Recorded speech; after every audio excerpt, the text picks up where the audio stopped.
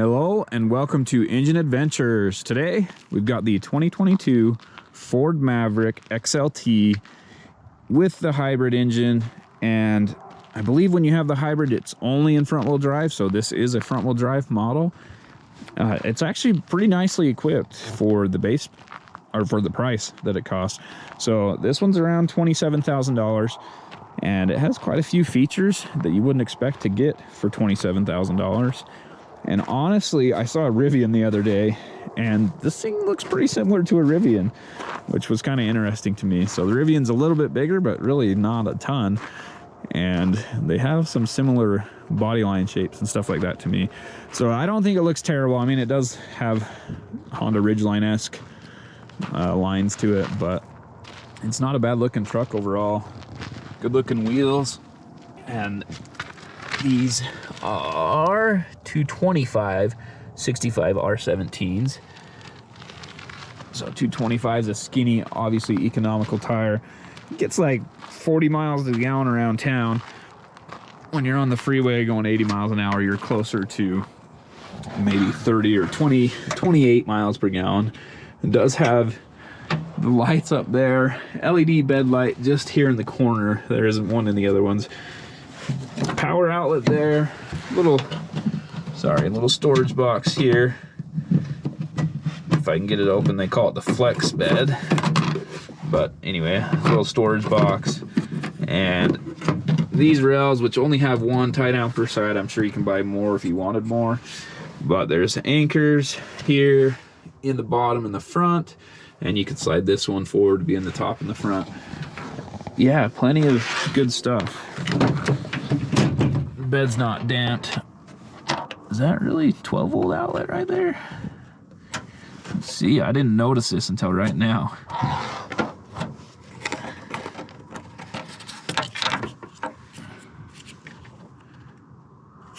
It looks like it's nothing but that you could add in 12 volt outlets here on the sides. So it's got the wiring there, but the wiring just plugs into this plastic cover on the back. So maybe other versions of it, or an upgrade package, or something else. That one's really stuck, but yeah, same thing. There's wiring there on the back of that. A little bit cold to be doing plastic stuff. It also, here's the key, has obviously the backup camera. I thought there was a light back here, but there's not. It was just from the tail lights and stuff earlier. Trailer hitch with the 4-pin wiring because it really can't tow too much, and I'll put that up on the screen. The front wheel drive version only, I'm sure, doesn't tow a ton. Well, probably tows 1 ton, 2,000 pounds, maybe a little bit more. Pop the hood, you actually pull on this one twice. And let's take a look under the hood.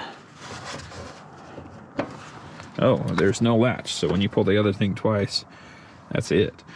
And there you go. This is a transverse mounted 4-cylinder, and there's the electric motor right there behind it. Yeah, there's not a whole lot going on in here besides that. There's no turbo, so you don't have all that kind of routed for the turbo stuff. Oh, great. Didn't quite close the hood. Okay, let's take a look inside. All right, before we get in, I wanted to get you a good shot of the door. So right here, that's the door handle. That's kind of a different and weird shape to me. This has a water bottle shape to it. There's actually like 2 separate little cubbies back there. I don't know if you can stick 2 water bottles in that way or if that's just for the vertical one. Anyway, this thing's kind of like a roto-molded plastic like you would see in a Yeti cooler or something like that. And that carries throughout. And then you have it all over the dash and stuff too. But it seems like a strong, efficient way of making something that's lightweight but still strong. And it has decent sound deadening. It's nothing crazy. Payload 1,471, which is better than many of the half tons that I've been in. So this is smaller than a mid-sized truck with a bigger payload than some of the half-ton trucks. And I do want to show you something. I'll make sure I remember to talk about this later, but the suspension on this thing is the same design on the rear as my old daily driver, which is a 2000 Toyota Echo.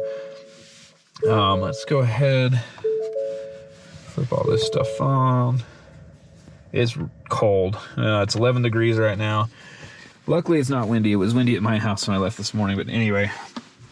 And it's a little bit dark in here, but you can see, apparently I got to start it. Heated seats, heated steering wheel, and that's both front seats are heated, and automatic climate control, but just single zone.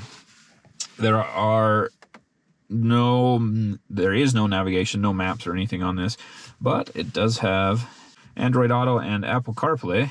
I know it does because I've messed with it. And there we go. Ford Connect Pass. You have the Bluetooth to connect your phone, whatever, all that stuff. And then over here, Apple CarPlay and Android Auto. And I didn't go in the vehicle settings. Okay. Anyway, yeah, I didn't talk about that on the outside, but it does have the settings on the door to unlock the car. It's got the little keypad on the side of the door. Here we have, whoa, in the center console, we have the different drive modes. Normal, tow haul, slippery, eco, and sport. I've just been driving in normal mode. Does have the traction control right there. So that's what that button is. Looks like a snail, but it's a spinning tire. And then this is the auto brake hold for when you pull up to a stoplight. It'll hold the brake for you so you don't have to keep your foot on the brake. Does have an electronic parking brake. Does have an electronic parking brake. There's a transmission dial, and it does have the low lock, so you can go into drive, and then it doesn't turn, but you push the button to get to low, where it locks it into low range. Right now it's just showing all electric, but my average fuel mileage is 30 miles per gallon, about 31 actually, and that's driving pretty fast on the freeway. And then around town, you know, if you're driving normal speed, 65, 70, you're getting 35 miles per gallon, and even a little bit more than that when you're around town. Up here, of course, the LED interior lights and sunglass holder, 2 cup holders here, a little pocket up here where this cleaning mat is. You can get a wireless charging pad. This one does not have that. And just a couple more cubbies there, and there's nothing inside of the center armrest. I know it's dark in there, you probably can't see, but there's nothing in there, no power outlets or anything. So I have 2 papers here. One of them I printed off, but this is the first one that talks about the equipment that it has. This would be your normal window sticker, but this came out before, or they made this build sheet before they had the final pricing. So the standard features are for the XLT front wheel drive, and it's a 2.5 liter hybrid. Oh, with the CVT, which I didn't mention, but if it's the hybrid, generally that's what it is. Exterior color, Velocity blue metallic. Interior is navy pear with med slate trim.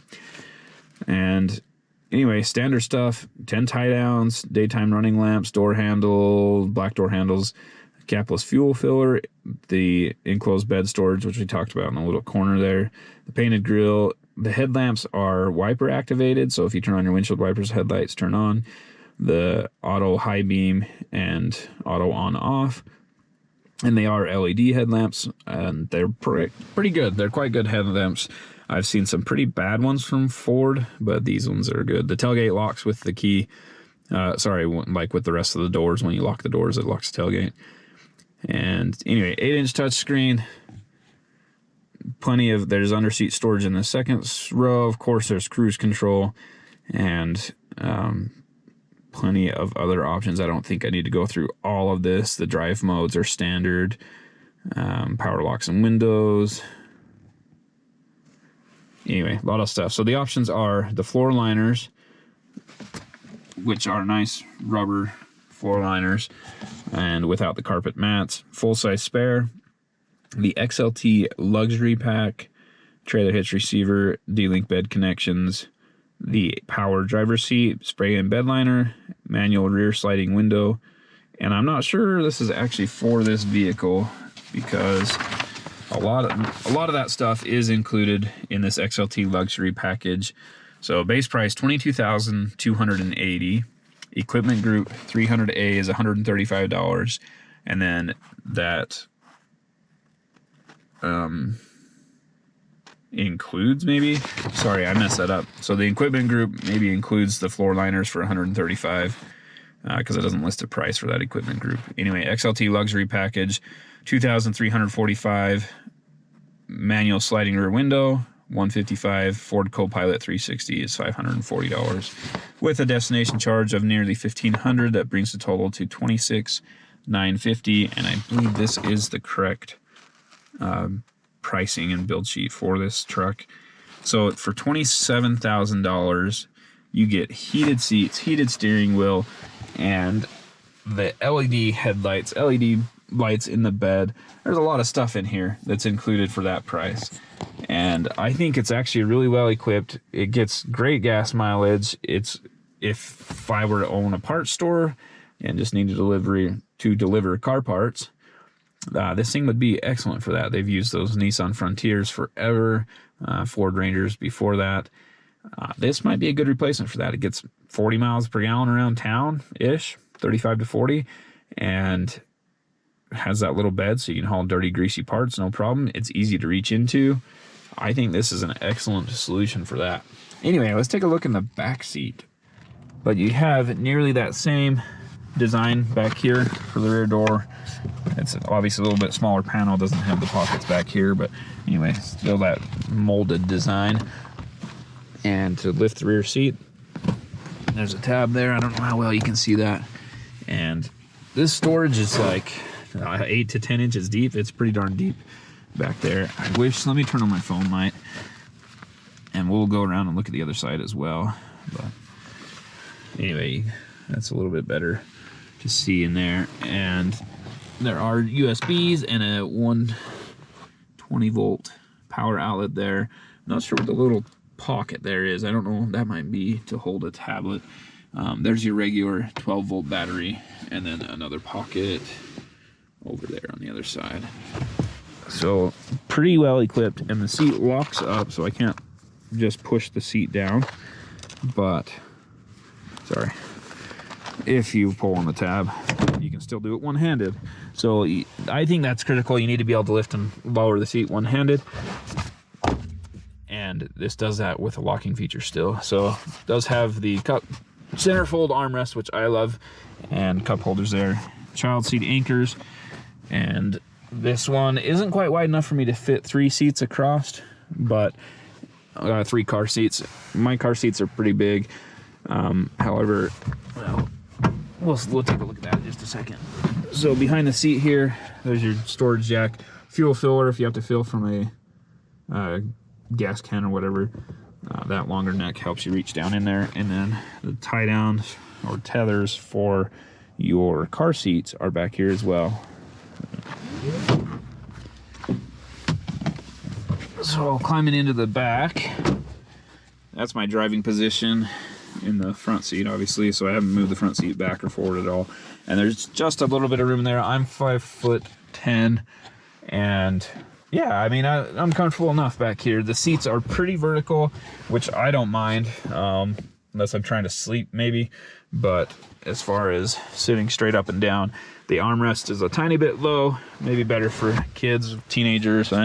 Teenagers are almost tall as adults. But anyway, it's a little bit better for younger people, shorter people, I guess. And yeah, it's not a bad place to be. There's plenty of room for 2 adults back here to sit comfortably for a long trip. 3 adults would be a little tight. 3 kids would probably be okay, but yeah, you know how kids are. It does have a manually opening rear window as well. So check out that articulation on this thing. Excellent articulation. Just kidding, that's not what I'm here for, but I did want to do this just for fun. What I'm really here for is, check this out right here. You see that? The suspension is resting on the exhaust pipe. So this is got a coil spring there, And then it's got that suspension crossmember. The coil spring is captive, so at least that's not falling out. But that big crossmember solid axle type deal runs across, sits down right on the exhaust when you get in a situation where it is articulating.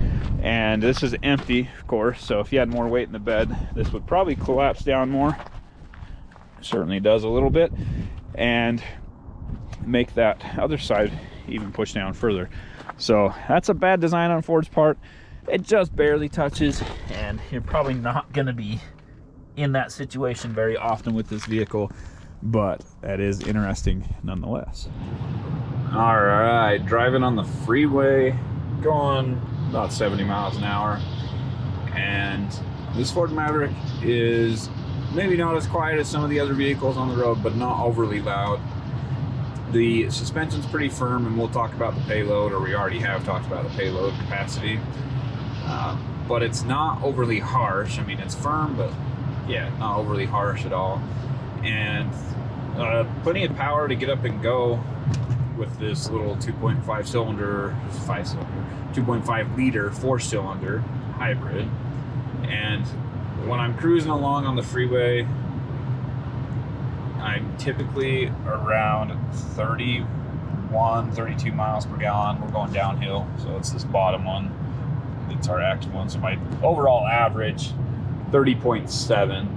Around town, you get closer to 40. On the freeway, the faster you drive, the worse you get, and it drops off fairly quickly. So the difference between 75 and 80 is about 5 miles per gallon. So keep it around 70, you get 35 to 38 miles per gallon. You can go around 80, you're down around 28 miles per gallon. It drives really nice, steering's good and tight. The regenerative braking system's really good, except when you're around town. At the freeway speeds, there's enough momentum in the vehicle that you don't have to worry about it as much, but when you're going slower, it kind of brings in the regeneration really heavy and hard. It doesn't ease into it, and so it's a little bit jerky at slower speeds. And I do like the power meter there. You can always see what your engine's doing. The one thing you don't see is when the engine's on versus off, and when it's in electric mode. But you do see, there I go, let off the gas, it's in regeneration, and that transition is really smooth. But like I said, around town, it's not so smooth. It coasts, it glides, drives, whatever, really well. It's easy to maintain 70 miles an hour, easy to maintain 80 miles an hour. It just goes. So there's no constantly adjusting the throttle to keep it at a set speed. You just kind of put your foot there and go. And it does have some additional features, like the lane departure warning, and for being a $26,000-ish vehicle, it actually is pretty well equipped. So this one's a front wheel drive vehicle only, so we're just driving in a different area here, and we might still hit the S curves. Actually, I probably will, because I want to do a 0 to 60 right after those.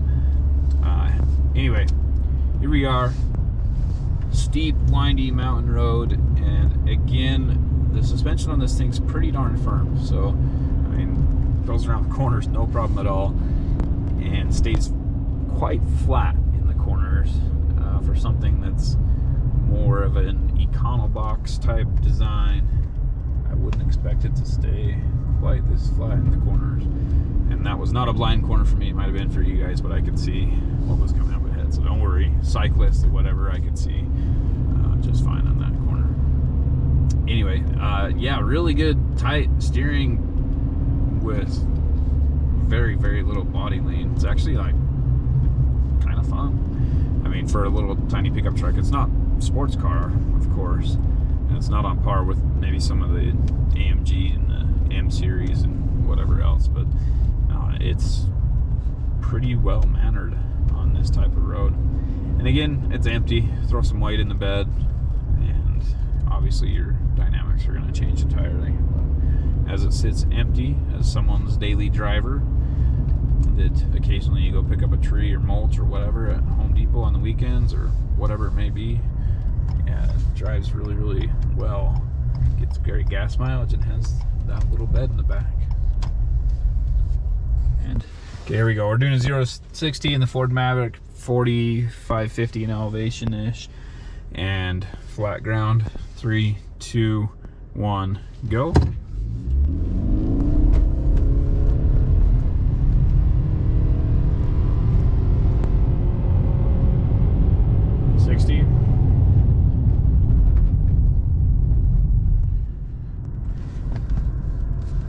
Let's see if we got a number on here. 8.9. So it feels about that fast. I mean, it feels, I don't know. Seems like it feels a little bit faster than that, I would say. 8.9 is not terrible, but obviously not the greatest for a new vehicle. However, in a hybrid truck that gets 40 miles to the gallon, that's pretty darn good. Thank you for watching Engine Adventures review of this 2022 Ford Maverick XLT. Really enjoyed this vehicle for what it is. Ford has done an excellent job. This is very much a daily driver that has a truck bed with plenty of utility. I mean, there are a lot of tie down points in there. It's just really well designed overall. I think Ford did a great job with this. I personally won't be buying one because I need something a little bigger if I'm towing a trailer or whatever. But if I just needed a daily driver to run to Home Depot, pick up some dirty stuff, dirty car parts, greasy stuff, whatever, get some mulch. It's got a decent bed there. You could put a bucket of mulch in there from a small loader. But anyway, if you liked what you saw, be sure to hit subscribe, ring the bell so you get notifications when we post new videos, and give me a thumbs up. And be sure to comment down below with any questions or comments you may have. If you give me a thumbs down, also be sure to comment and let me know why. Thank you for watching. Have a great day.